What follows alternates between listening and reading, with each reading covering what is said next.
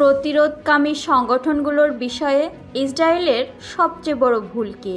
অবরুদ্ধ গাজার বিরুদ্ধে ইহুদিবাদী শাসক গোষ্ঠীর গণহত্যা 15 নভেম্বর 14তম মাসে প্রবেশ করবে।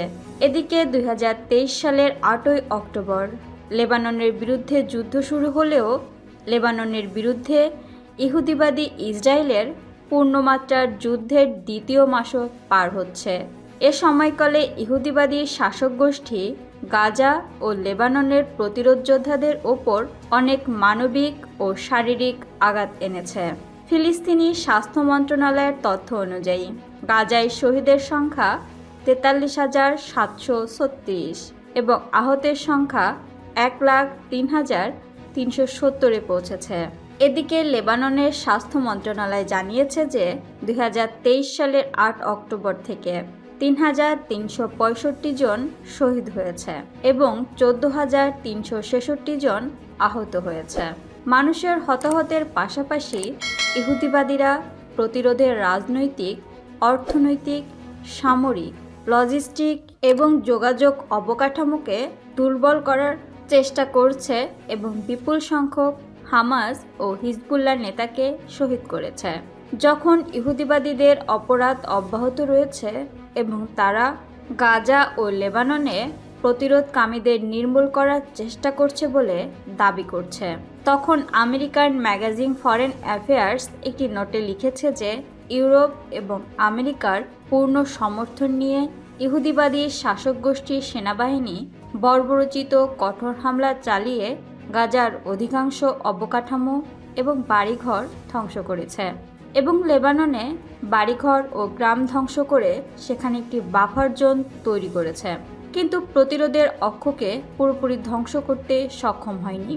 ফরেন অ্যাফেয়ার্সের মতে প্রতিরোধ অক্ষের ঐতিহাসিক ধৈর্য ও সহনশীলতার মাত্রা দেখায় যে হামাস এবং হিজবুল্লাহর মতো প্রতিরোধকামী সংগঠনগুলোকে নির্মূল করতে ইহুদিবাদী শাসক গোষ্ঠী ব্যাপক সমস্যার সম্মুখীন হবে এবং তারা সর্বাত্মক যুদ্ধে স্বল্পমেয়াদী কথিত কৌশলগত বিজয় ছাড়া আর কিছুই অর্জন করবে না।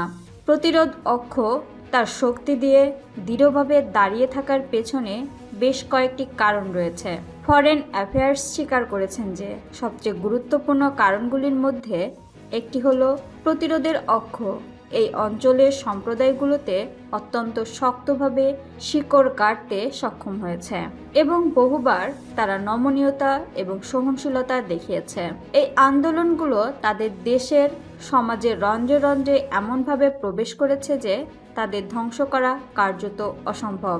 প্রতিরোধকামী সংগঠনগুলো স্থিরভাবে দাঁড়িয়ে থাকার পেছনে আরেকটি গুরুত্বপূর্ণ কারণ এর নেতা এবং সদস্যদের বিশ্বাসের শক্তি এবং ধর্মীয় বিশ্বাসের সাথে সম্পর্কিত। প্রতিরোধকামী সংগঠনগুলোর নেতা ও সদস্যদের মৃত্যু ভয়ই নেই এবং একই সঙ্গে ধর্ম ও স্বদেশের জন্য শহীদ হওয়াকেও সম্মান করে। ইহুদিবাদী শাসক গোষ্ঠীর নজিরবিহীন অপরাধের বিরুদ্ধে তাদের মানসিক শ্রেষ্ঠত্ব ও দৃঢ়চিত্রতা বজায় থাকার পেছনে এটাও একটা অন্যতম প্রধান কারণ।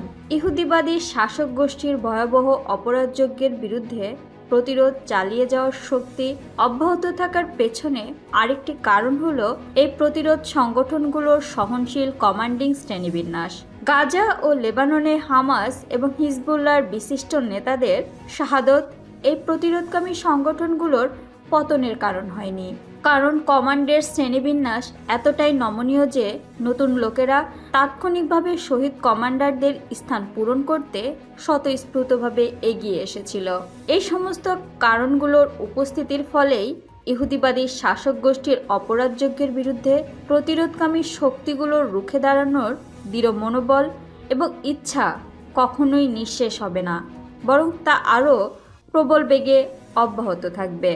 আর এই কারণেই ইহুদিবাদী শাসক গোষ্ঠীর মন্ত্রিসভার পাশাপাশি দখলকৃত অঞ্চলের কিছু লোক যুদ্ধ বন্ধ করতে ইহুদিবাদী সরকারকে বারবার সতর্ক করে আসছে।